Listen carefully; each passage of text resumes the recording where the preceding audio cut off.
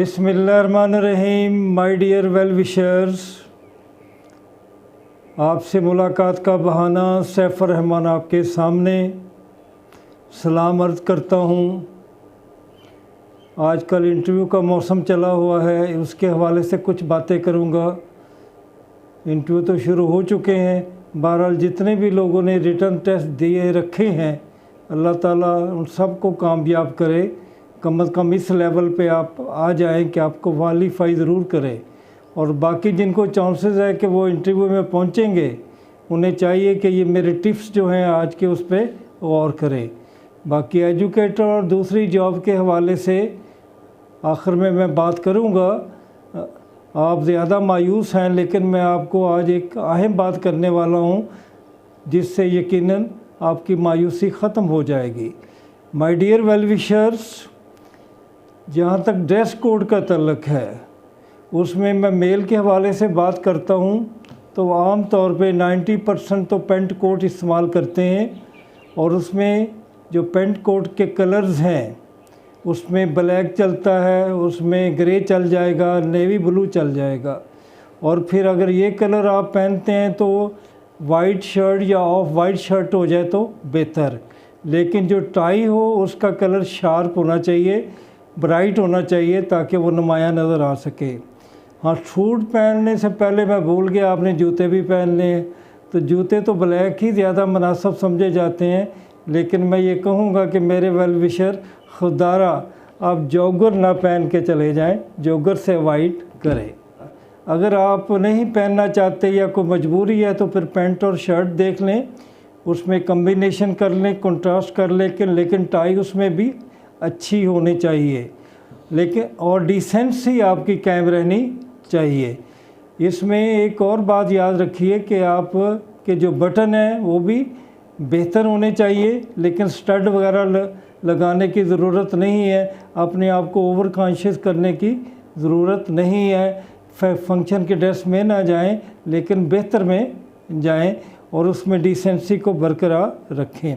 अब तीसरा ये कि आप शलवार और कमीज़ या कुर्ता वगैरह पहनते हैं तो उसमें आपको वेस्ट कोट जो होगी वो लाजमी होगी, उसे ज़रूर पहनिएगा। तो ये तो मेरे मेल हजरात हैं जो इस तरह करेंगे।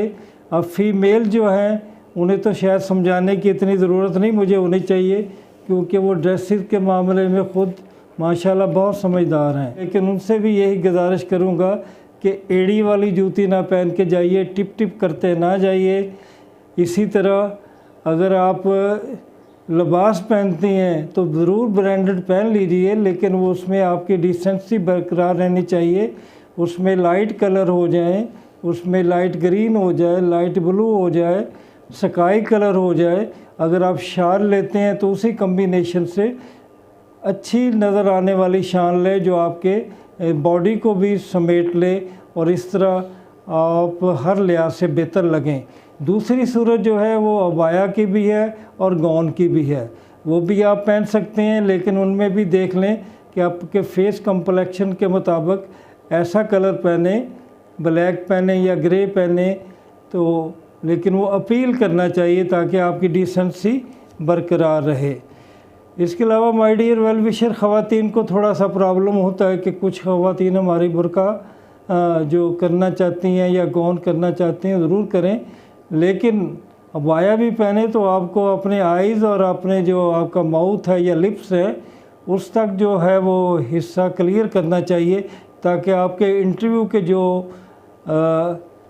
आपके जो कॉन्फिडेंस है इंटरव्यू का, एक तो वो बरकरार रहता है, और फिर आपके फेस की स्टडी करने में मेंबर को आसानी रहती है। आपके चेहरे से पता चल जाता है कि आपका कॉन्फिडेंस कितना है। उम्मीद है आप इस चीज़ को बरकरार रखेंगी। तो माय डियर वेल विशर्स, इसके बाद जब आपका ये ड्रेसिंग का मामला हो जाए आपका, तो आपने जब अंदर जाना है, इंटरव्यू के कमरे में जाना है, तो उससे पहले कभी कोई घबराहट का शिकार नहीं होना, और आपने खाना पीना और नाश्ता भी हल्का फुल्का करके जाना है, पेट में कहीं गड़बड़ ना हो जाए।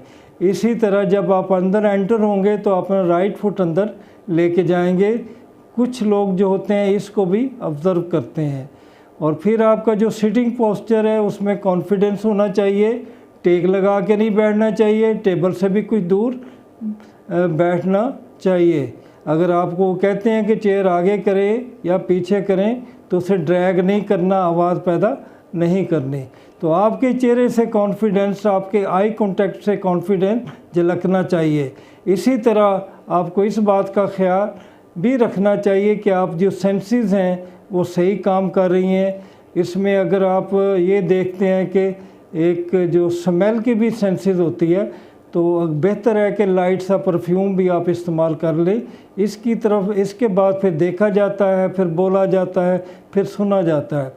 तो तमाम बातें जो मैंने पहले भी बताई हैं उसमें अपनी डिसेंसी, कॉन्फिडेंस और कम्युनिकेशन लेवल को बरकरार रखें। तो ये बातें अहम हैं। कुछ बातें कल इंशाल्लाह होगी, सब्जेक्ट के बारे में होगी और इंट्रो के बारे में भी होगी। अब हम आते हैं कि ये अपकमिंग जॉब जिसके बारे में हम भी बता के थक गए हैं कि आ रही हैं, जा रही हैं। लेट आने दें या जाने दें, नहीं आती आप इंतज़ार करें। लेकिन सबसे जो गलत बात आपकी तरफ से होती है कि आप ज़्यादा इंतज़ार जो है वो कहते हैं हमेशा कि यही पूछते रहते हैं कि आप कब आ रही हैं। आप भूल जाए नहीं आ रही, 10-15 दिन नहीं आ रही, महीना नहीं आ रही, आप स्टडी तो शुरू कर दें।